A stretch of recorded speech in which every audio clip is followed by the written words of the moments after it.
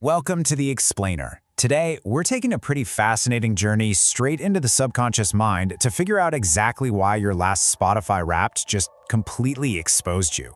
Seriously, have you ever wondered why you just can't stop hitting replay on that one specific track, even at like 2 in the morning?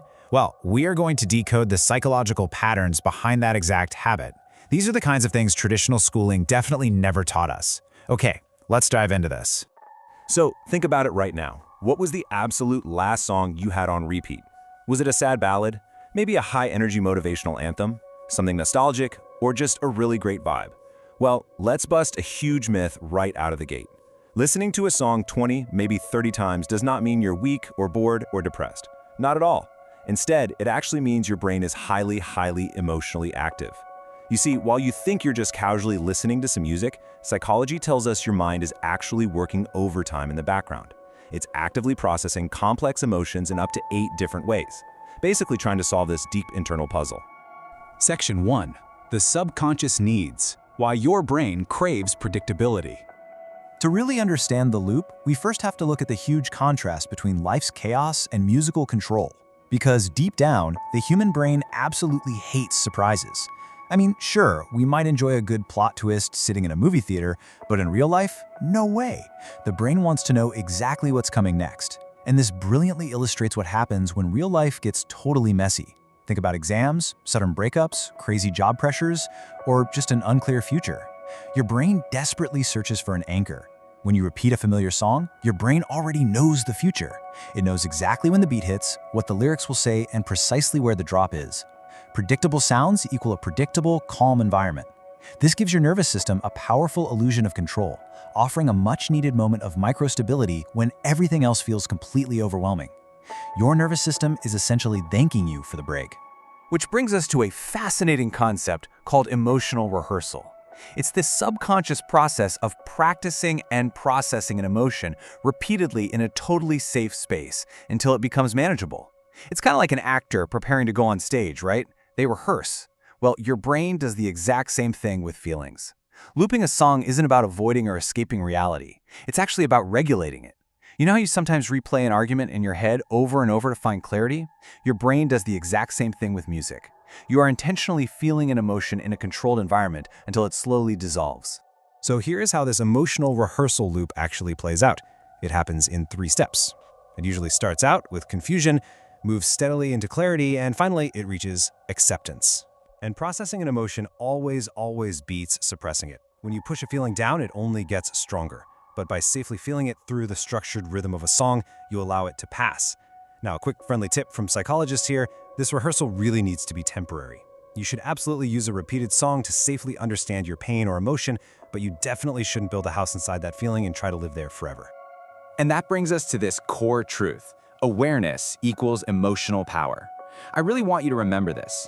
The very next time you find yourself stuck on a musical loop, I challenge you to pause the track for a second and just ask yourself, what exactly am I feeling right now that I might be refusing to accept?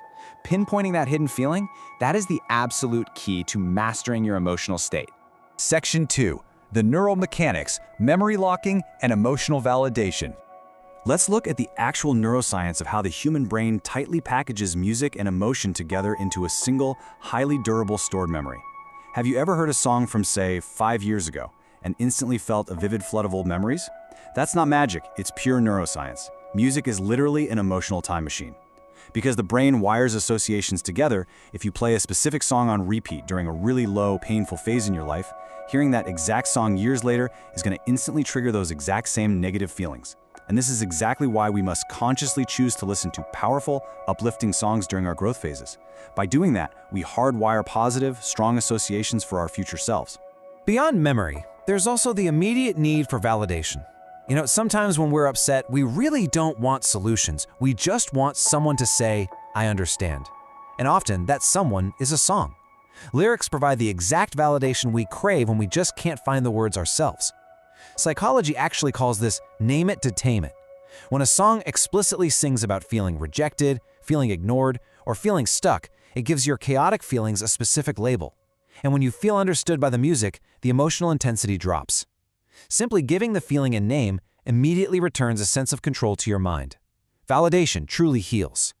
Section 3. The warning. when repetition becomes a trap.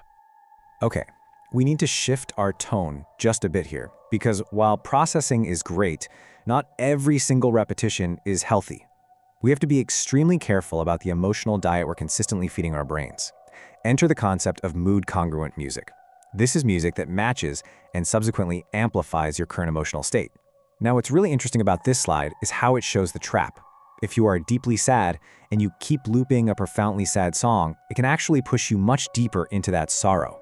The music acts as an emotional amplifier. So instead of processing the feeling and moving on, you accidentally trap yourself in a negative loop. You're no longer regulating, you're amplifying. As this quote perfectly summarizes, loops can become cages. You have to actively observe your mood while listening.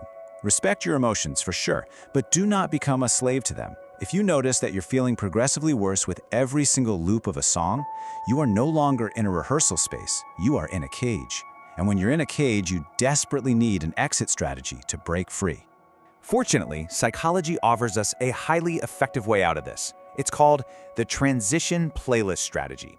Listen, if you try to jump straight from a heartbreaking Adele track to a super happy, high-energy Dua Lipa pop song, your brain is just going to reject it. It feels completely fake and inauthentic.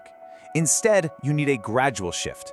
You start with sad tracks to get that initial validation, then you smoothly transition into neutral, grounding tracks to stabilize, and finally, you end with hopeful, uplifting tracks. A gradual shift is so much more sustainable, and it respectfully guides your brain right out of the dark loop. Section 4. The empowerment. Upgrading your emotional software. Let's pivot to how you can actively apply this knowledge, because high-level thinkers don't just consume music passively, they actively take control of their audio inputs to strategically program their minds. Take a hard look at how you consume audio right now. Are you a passive listener, just relying on algorithms and random app suggestions to feed your ears? Or are you an active listener, intentionally designing your emotional environment? Guys, it is time to stop letting a random algorithm dictate your mood for the day. You need to start viewing music as psychological leverage that you entirely control. Let's move to and see how this builds into our actual daily routines. You can deliberately design the soundtrack of your life to optimize your day. Hitting the gym? Cue up high energy. Need to study? Utilize low distraction or instrumental tracks. Going into a big meeting? Power songs for immediate confidence. In a healing phase? Reflective but hopeful music. But the absolute most important tool here is for moments of total chaos. You should create a specific grounding playlist consisting of just 5 to 7 safe, deeply predictable songs. When the world feels entirely unpredictable and overwhelming, this small playlist acts as a reliable psychological anchor, creating a designated safe zone for your brain. So the crucial point is that your repeated inputs ultimately shape your identity, and your identity directly shapes your behavior. We call this the identity loop. If you constantly listen to victim-type songs day after day, you are subconsciously reinforcing a helpless self-image. But if you intentionally feed your brain growth-type songs, you are literally helping your brain imagine a completely different, incredibly powerful, and successful future. The songs you keep returning to are not random accidents. They are deep subconscious signals showing you exactly what kind of software your mind is trying to install. I want to leave you with this final, truly provocative thought. Your life's soundtrack is writing your next personality version. Don't judge the playlist you currently have, just simply observe them. What are they telling you about your subconscious needs? Are you seeking stability, validation, or perhaps ignoring a warning sign?